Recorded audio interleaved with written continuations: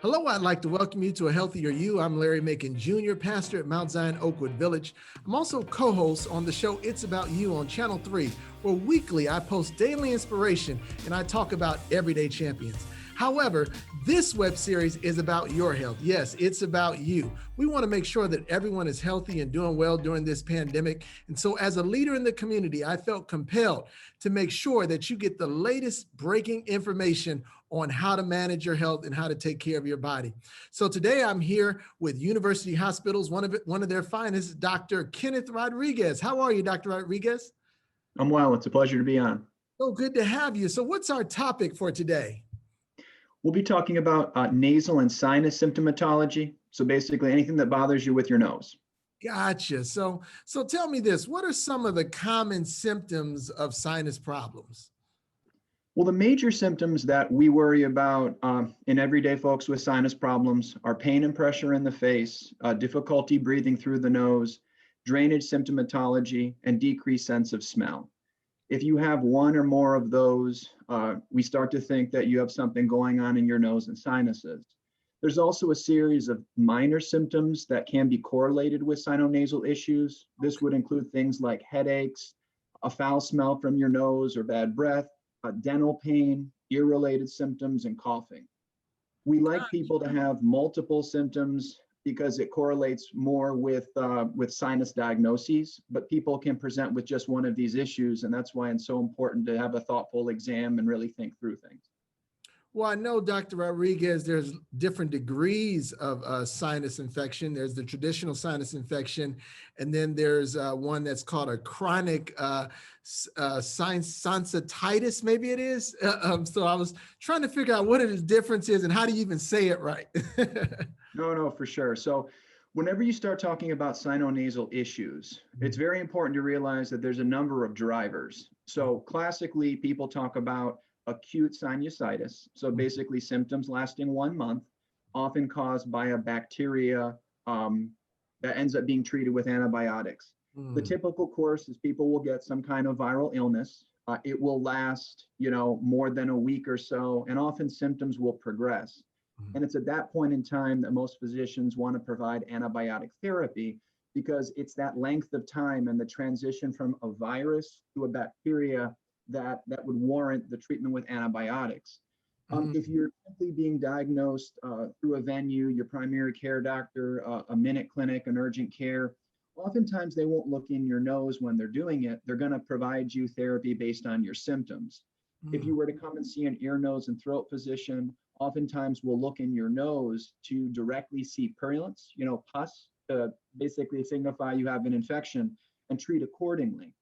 The majority of people we see in practice have what's called chronic sinusitis. And all that means is the same cluster of symptoms I've described previously, but lasting more than 3 months. The majority of those individuals are actually not infected.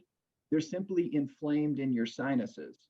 Infection is a way to get inflamed, but most of the people who end up having sinus surgery and are treated through our clinic have a non-infectious cause. Why that is, we do not completely understand, but the treatments are available over the counter and prescription, and they're actually quite varied. How do we know the difference between these sinus problems and just having an allergy?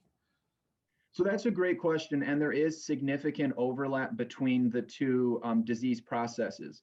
We think of chronic sinusitis as, again, an imbalance of inflammation causing the sinus lining to swell, and that drives your symptoms. Allergies are going to be a direct response to what you're inhaling, triggering a similar inflammatory response in your nose. In my world, so in the sinus world, there's certain things that we look for whenever we start worrying about allergies. Obviously, the first is a trigger. So if you get a new dog and all of a sudden become symptomatic, we start to assume you're allergic to your dog. If you have a big seasonal predisposition, we start to think again about allergies. What's changing in the course of a year? If you go down an allergic pathway, it would typically start with, again, over-the-counter therapies, prescription therapies, geared at simply decreasing your symptoms. If those prove to be ineffective, the allergic pathway is testing. The best way to know that you're allergic to something is to get exposed to it, react, so sneezing, itchy eyes, drainage, And then when you get tested, the testing confirms that allergic response. There's a lot of people who will feel they're allergic to something, and perhaps the testing doesn't show that, but there's reasons for it. On the sinus end, it comes down to more of your clinical exam, what we're seeing inside of your nose. But again, we would start with treatment with topical sprays, again, over-the-counter products, and then progress your workup depending on your response. Wow, so those are some great treatments to get into. But are there any surgical treatments that may be needed? Tell us about some of those surgical treatments that people can get. Yeah, of course. So typically the workup for an individual would be you come into the office, you get an exam. Again, if you're seeing an ENT, it's going to consist of looking in your nose, getting an idea of your anatomy, getting an idea if there's infection, polyps, things of that nature. Almost universally, we begin with sprays. Those sprays are in three major groups. One is a steroid spray, so a basic anti-inflammatory. They're available over the counter. The next group are going to be antihistamine sprays, specifically trying to blunt the allergic response. Those are going to be prescription. And the last group are drying sprays. There's basically one of those, and it's specifically designed, no matter what the cause, to decrease drainage in your nose. We also very much like saline products, so rinses through the nose, trying to clean things out. If you fail those therapies, and we do them in certain combinations over certain periods of time, but it can take months to get through all of that, and you still are having symptoms, then we would move forward with imaging. What imaging allows us to see is the condition of your sinuses. Typically, before you get imaged, you would get an antibiotic and or an oral steroid, because we're trying to do something called adequate medical therapy. So basically trying to give you everything that's data-driven to minimize your symptoms before we consider you to be a surgical candidate. If you get a sinus CT and it shows inflammation in your sinuses, and most importantly, you still have symptoms, you would become a surgical candidate. The best way to conceptualize sinus surgery is that you're looking down a hallway and all the doors are closed. The doors are your sinuses. We are essentially taking the doors off. And that's doing three things for people. The major thing is getting medical therapies in. So all these sprays that I've described, they only work so well being shot directly into the nasal cavity. But once you open up the sinuses, they can get to the lining and do what they do, but much closer to where the inflammation actually is. The second thing we're doing is we're physically opening you. So that's where the breathing component comes in. Oftentimes we'll reduce the size of structures in the nose, straighten the septum on the inside, trying to optimize your breathing pathway. And then third is if there is infection, polyps, anything in there that's driving your symptoms, it's washed out, cleaned out during the time of the operation, and that decreases the overall inflammatory burden in your nose, and that settles people down quite profoundly if it's done thoroughly and conscientiously.